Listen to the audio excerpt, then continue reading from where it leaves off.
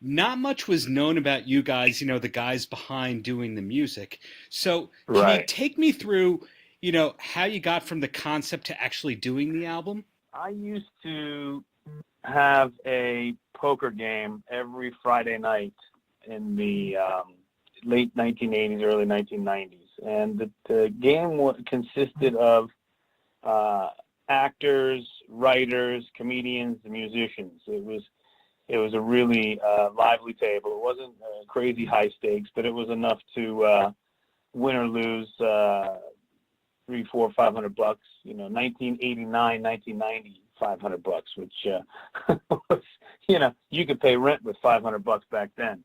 So we had this card game, and it was like I said, a lot of creative people.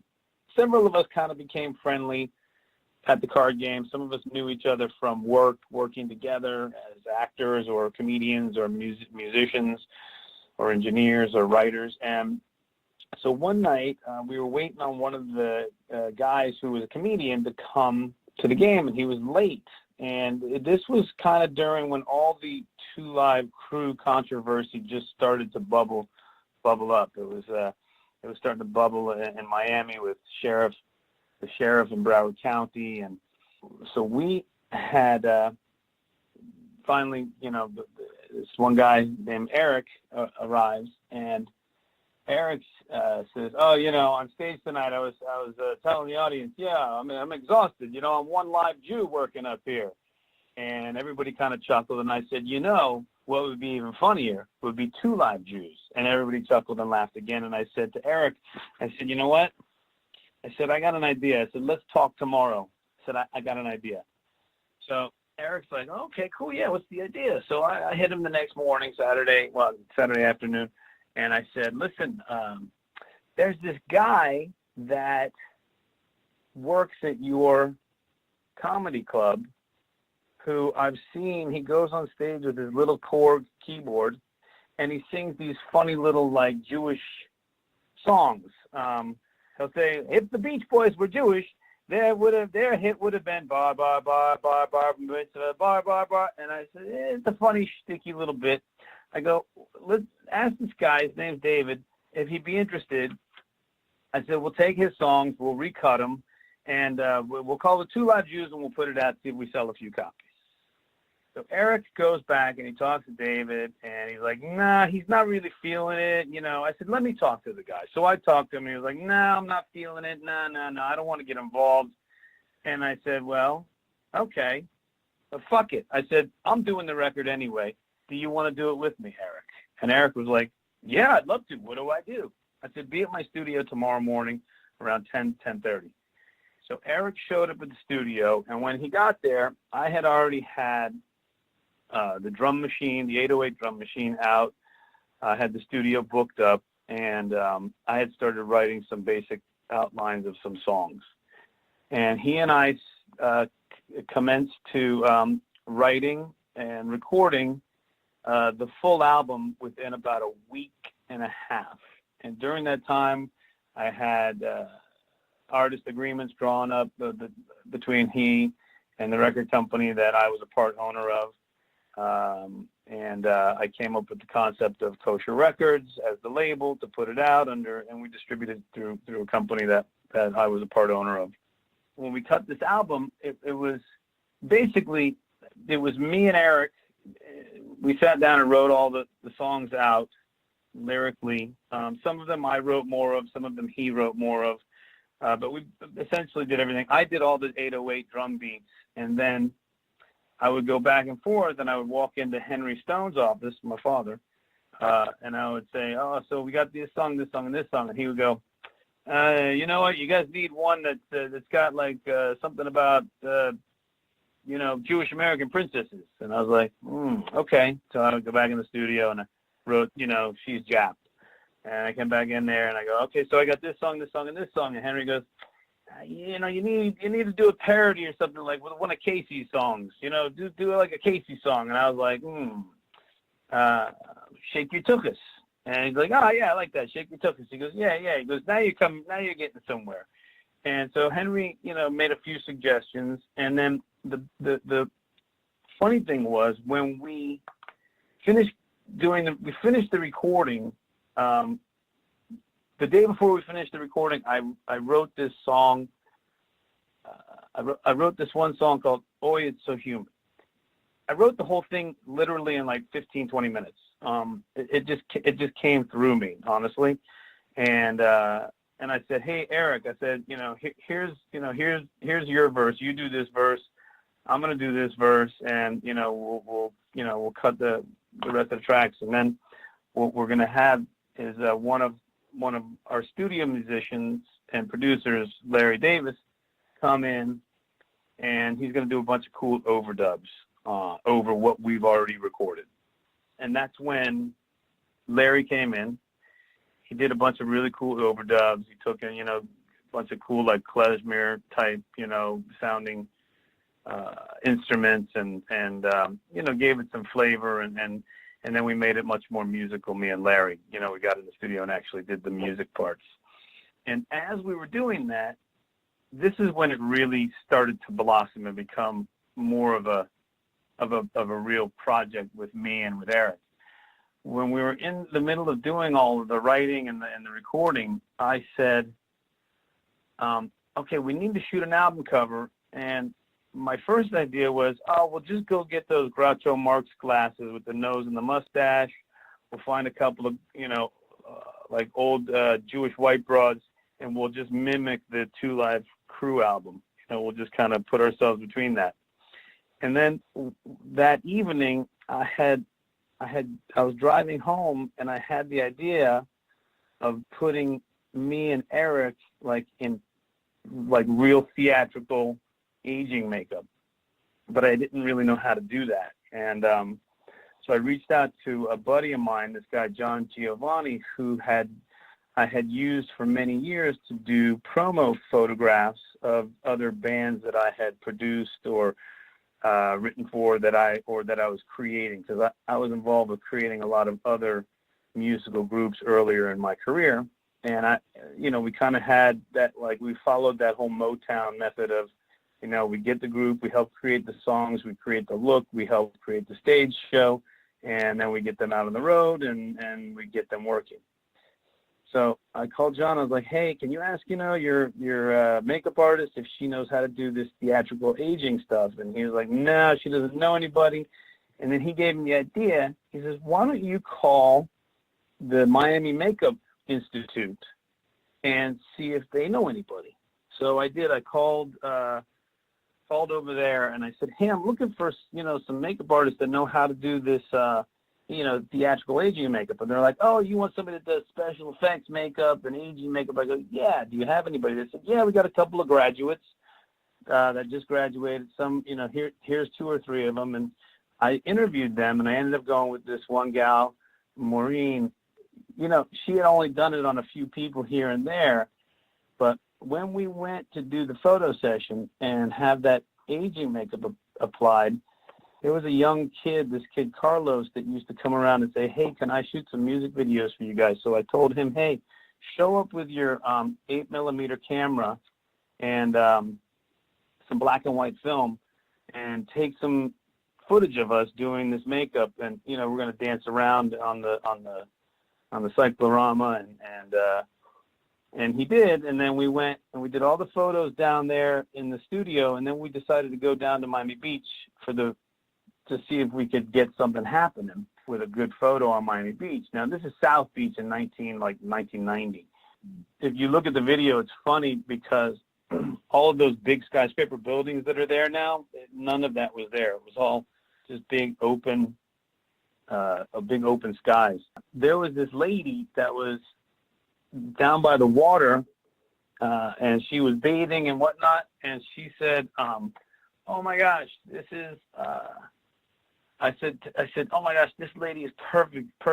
You need to go and ask her if she'll come model for us.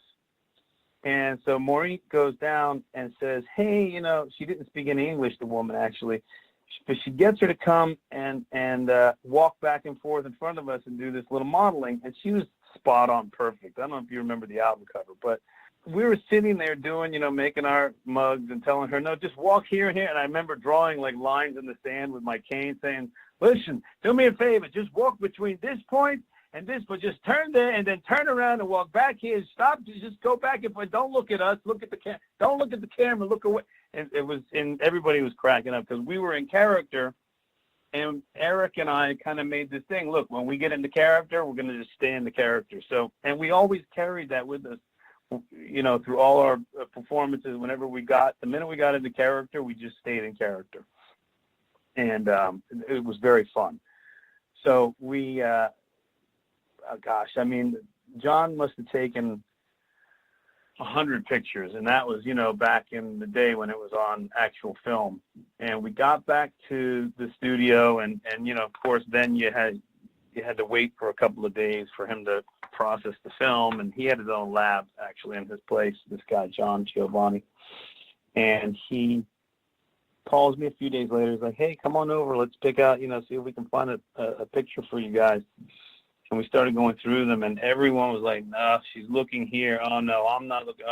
And then we found that one golden picture. And I was like, oh, that's the shit. And it was really fun because the aging makeup, it's a very long and tedious process.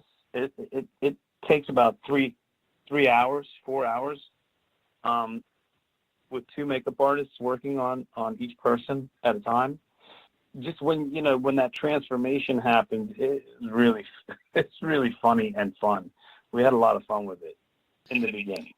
And then once we had to start putting that makeup on like 2 or 3 times a week, it became really difficult because it was rather irritating to the skin because a lot of it is very harsh chemicals, and there are workarounds that you can do that are less aggressive. And in one of the news interviews, we did this. We had these like prosthetic pieces made out of the foam that they use in Hollywood for a lot of these types of things that you see, which are less aggressive on your skin, but they didn't come out and they didn't play as well, and they didn't look as natural as the original stretch and stipple technique, which is what we originally went with. It's a very old technique with stretch and stipple and chiaroscuro, and it's using shadowing and light and then the actual stretching and stippling of the skin with latex and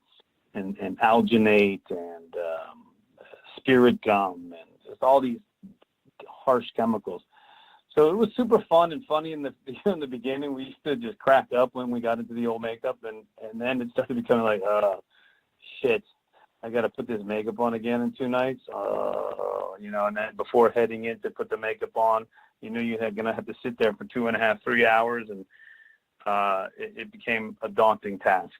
But of course, like any performance or performer, the minute you get out there in front of your audience, all the headaches and hard work and uncomfortable moments, they fade away very rapidly. And the minute you hear, people laughing and applauding, it makes it all worth it. Once we put the record out, we were going to pick a single. Once we got the cover done and we decided on the record and we were getting everything manufactured, had all the artwork finished and the album credits, and the other guys were all like, no, we should go with Shake Your Tuchus, or we should go with this song, or we should go with this song. And I was like, no. I said, I'm telling you guys, Oy It's So Humid. They're like, no. I said, look, we shot Oy It's So Humid with this kid with the video. I said, that's the one we should do. And they were like, all right, let's look at the footage that this kid shot. And when we looked at it, we were like, oh my God, this is gold. And the biggest money that we actually spent was on the video edit. So when we got the video edited and put together and we were putting it out, everybody that was on, the record company side and the 2 Live Jews,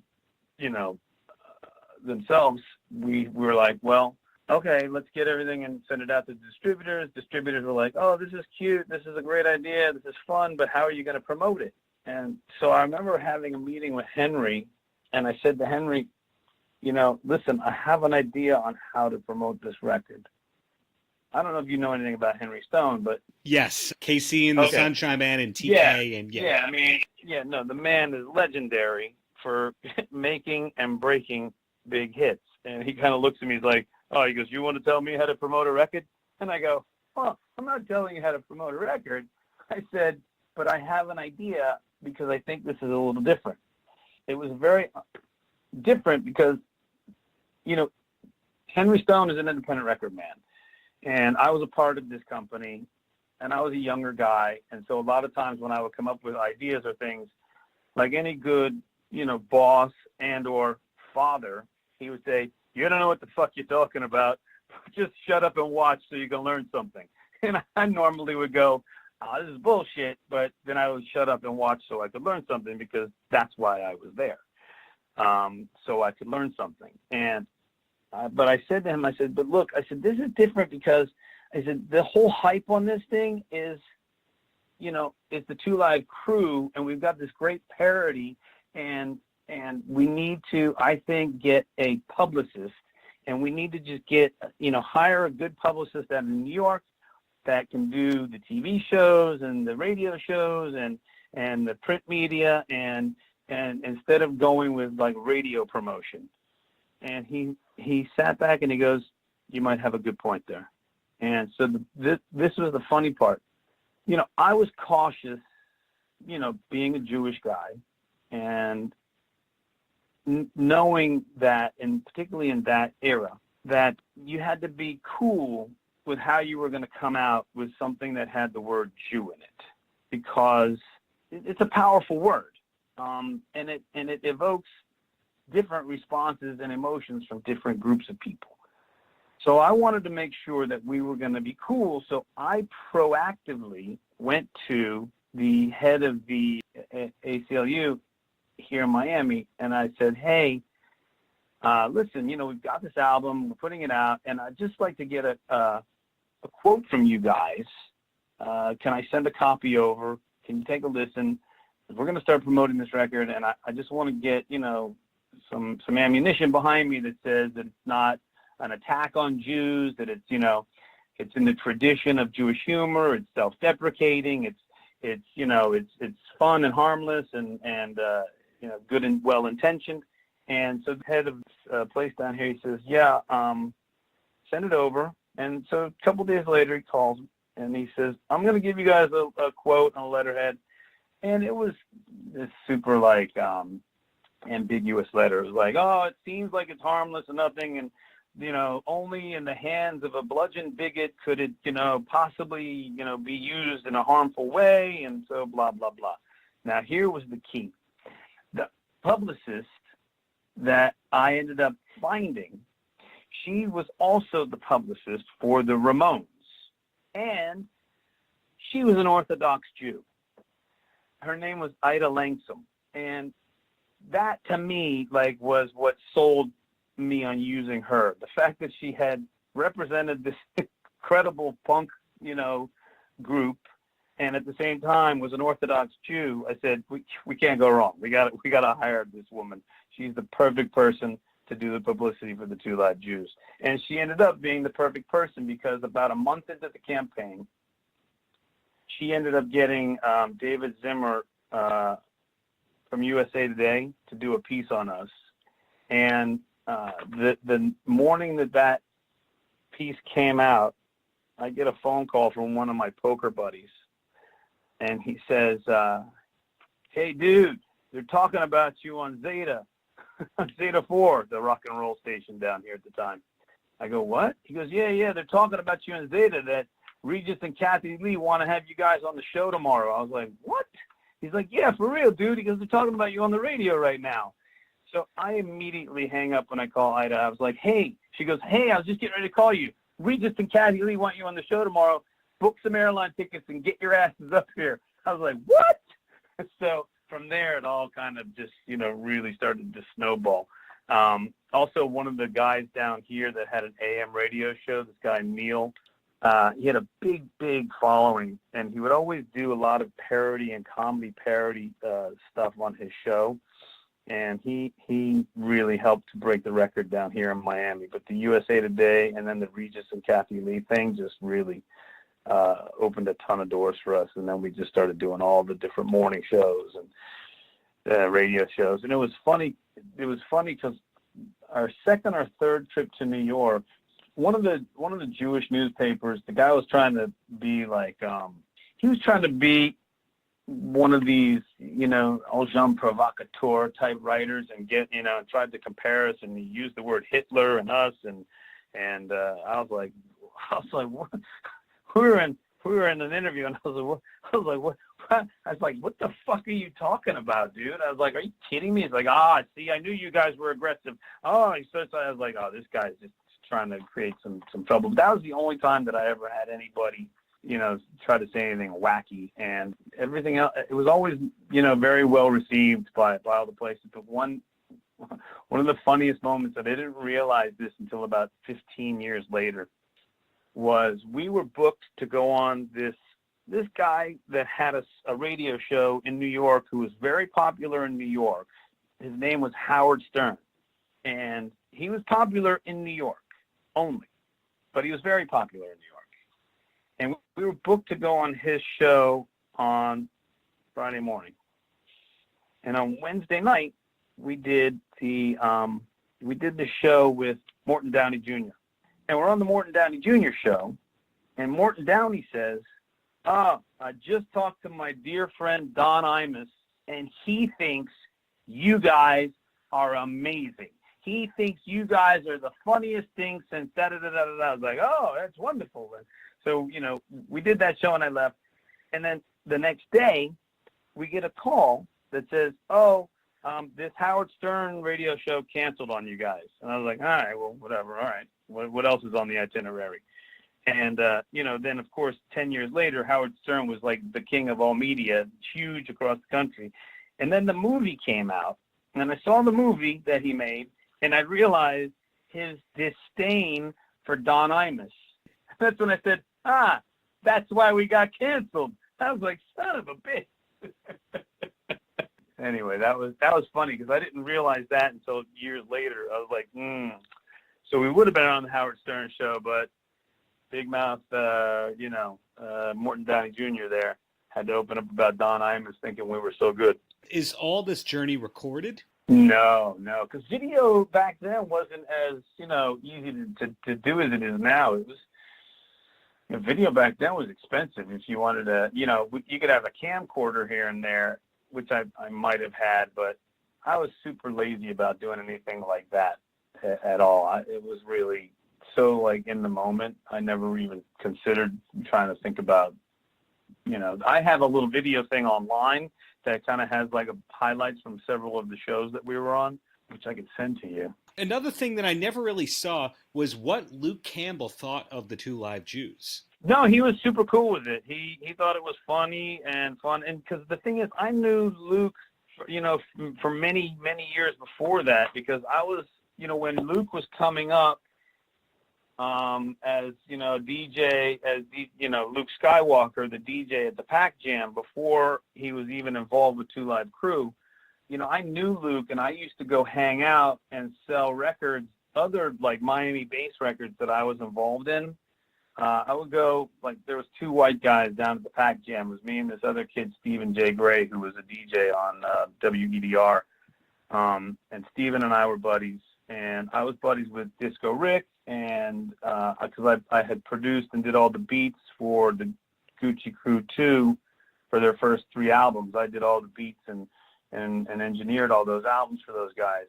So I was friendly with them, and so whenever I would have one of these new Miami bass records, I would call Rick up and say, hey, you going to be at the Pac Jam tonight? And he was like, yeah. I was like, oh, I'm coming down, let's get Luke to play some of these records then so I can sell some out of my trunk in the parking lot.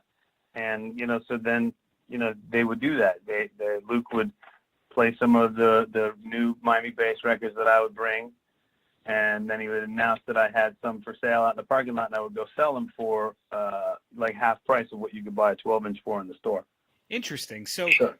Looking back at everything, 15 years after you guys, if that, MOT came out and Paul Barman came out, and it also came out, even after you guys, that MC Search was part Jewish. Do you feel in a way that you guys, were pioneers for Jews in hip hop, or do you not even think like that? No, I don't think like that. I mean, no, I don't think that. I mean, maybe it's a nice thing to think or say, but the thought never really crossed my mind. I just, I think the Two Live Jews was a great idea that ended up becoming a great product because of just the circumstances. And I happen to be an incredibly funny guy. And Eric, my original writing partner and the original Two Live Jew, is an extremely funny guy.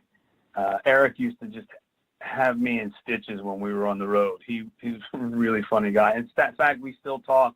He'll call me every now and then, like with a new Two Live Jews title, and he'll sing like the first stanza, and then we'll laugh and we'll shoot the shit a little bit. No, I don't think we had anything to do with pioneering anybody. I mean, I think that would have happened with or without the Two Live Jews. I mean, look, it's a beautiful thing as somebody that's has an idea and goes and produces an idea, to have somebody say, "Oh, I used to listen to that. That used to make me laugh." That's a nice feeling. It's it's lovely, and I've been fortunate through the years to have many people say that to me. "Oh my God, the Two Live Jews, that was hilarious. I had that cassette. I played it till it broke. That shit was so funny." That's a nice feeling, Well, you did make sort of a comeback, I think it was 7 or 8 years ago, with What's With the Pants. Any chance there might be more tracks in the future? That What's With the Pants was a horrible moment in my career. But you know what? Eric and I have talked about maybe doing something. Although Eric says, I'm not going to be involved. He says, I have my own thing. I can't get involved. He goes, I'll help you with some writing. He goes, but I'm not going to do anything. Maybe my son wants to do it. And I was laughing. I was like, yeah, but dude, I said, think about it. I said, you don't need as much makeup now. So, but listen, you never know. I mean, Eric and I are still both very active as, writers and creators of content. It's what we both do for a living still. Which is a huge blessing, and I'm very, very grateful for that. So yeah, it could happen. It could happen for sure. There could be an EP or an LP somewhere in the future. And not everybody realizes that you guys have been career creators of content. Can you rattle off some of the names of the other projects that you're really proud of having worked on? Yeah, sure. I worked with, Gucci Crew 2 on Sally That Girl. I was a writer and producer of The Cars That Go Boom by Latrim. I was involved with 2 Unlimited, Get Ready for This. I broke that record across the U.S., and I was the distributor of that record in North America. Actually, all the 2 Unlimited stuff, their first 2 albums. I've been involved with producing Benny Lattimore and... Going back to a question or two ago, were there any people along the years that was very surprising to learn were Two Live Jews fans? Yeah, I mean, I've heard people mention here and there that, oh, so-and-so is a huge fan. One of the ones that kind of really impressed me, that was not the direct, but was through a third person, was that Michael Stipes was like a huge fan of the Two Live Jews and loved the album. Which I was like, oh, wow, for real? I was like, okay, that's a good one. There have been a few other, like, high-level studio musicians, guys that have played on, like, mega hits by Beyonce and Christina Aguilera and all those kind of artists who I've met up with in the studios, during my career, that have been like, dude, Two Live Jews, oh, my God, I love that shit. Can I get an autograph? Or I had one guy actually pull out an LP, and I was like, get the fuck out of here. I was like, seriously? Yeah, he's like, yeah, no, dude. He goes, I love that stuff. He goes, that was great. He goes, it made me laugh like crazy when I was a kid. And, one of the ones that really touched me was about probably 10, 15 years ago, I got a letter from an Israeli soldier beautiful letter, and he just said, that the Two Live Jews just made, put a smile on his face, and it always made him laugh, and he was just such a huge fan and loved the album. And that I thought that one was really that was super cool. I ended up sending that guy like a couple promo things and sending him back some stuff and a nice letter, thanking him for being a fan and for being of service. So that was pretty cool. So looking back at everything, it doesn't sound like you guys had the anti-Semitic battles at all. No, not at all. Like I said, just one guy, and I think he was simply just trying to be somebody that writes, from that perspective, to provoke, and that was the only thing ever. In fact, it was funny. We did this club in Baltimore, a very famous rock club called Hammerjacks, and we were in makeup and full makeup, and I went and looked out at the audience, and Eric went and looked out at the audience, and Eric came back and he looked like white as a ghost. He was like, "Oh my God!" He says, "It's all bikers and like Cactus Jacks guys," and he said, "They're gonna kill us. I know they're gonna kill us. We're gonna die. They're gonna kill us." I go, "Well," I said, "you got to die sometime. Let's go out and put on our show and, see what happens." And, we got through the first song and they were kind of like, yeah, okay. And by the time we got to the second or third song, they were just laughing and clapping and having a really good time with us. And I was really impressed by that, because I walked out there and it was like all motorcycle guys, the beards and the jackets. And I was like, oh, this looks tough crowd, but it wasn't. They were actually, they were great. And we rocked that place. So I was happy about that. And then looking ahead, so the Henry Stone Music Group, that's where most of your time goes beyond writing and producing? Yeah, Henry Stone Music USA is, that's what I do for my, my regular day job. Is I manage that catalog, and, it's mostly licensing and, digitizing and cleaning stuff up for digital distribution and publishing work. And so it's kind of fun. And then I also am quite involved with a lot of the new hip hop stuff. My reputation from dealing with a lot of the hip hop stuff early in my career was very good in the South Florida community. And so a lot of those young guys that I came up with, they're, older guys now, and they're still in it, and they're coming up with a lot of the young guys. And, I've been able to connect with a lot of these young hip hop guys, and some of the people that are working really hard to help some of the young kids that are in some of these really tough neighborhoods, to get them off the streets and away from the drug dealing and the crime and the gun violence, by putting them in the studio and creating, a different outlet using music and writing and the creative process. So I've been able to get involved with a lot of those guys. And one of the beautiful things behind that is not only is it an opportunity to help some of these young guys get an education about how business works and how to transact different types of business, whether or not they end up having a career in music, they'll learn how to transact some sort of business going forward in their lives. It also is an opportunity just to do something good in the community that I live in, and maybe bring some good music out to the world. And at the same time, one of the nice things about it is, because I'm a middle-aged white dude, sometimes some of these young brothers, they come in and like, I don't know about all this. And then they start asking around some of, the adults and the grown folks in their community, and they mention my name. And I'm very fortunate that I have a good reputation. And some people are like, oh, yeah, Joe Stone? Yeah, that guy's OG for sure. You definitely want to work with, if he's willing to work with you, that guy's, he's the real deal. He's, and I've heard that come back to me. And honestly, that's a great thing. And you know what? My father had that before me, and I'm happy that I'm able to carry, continue to carry that kind of a reputation in the music business.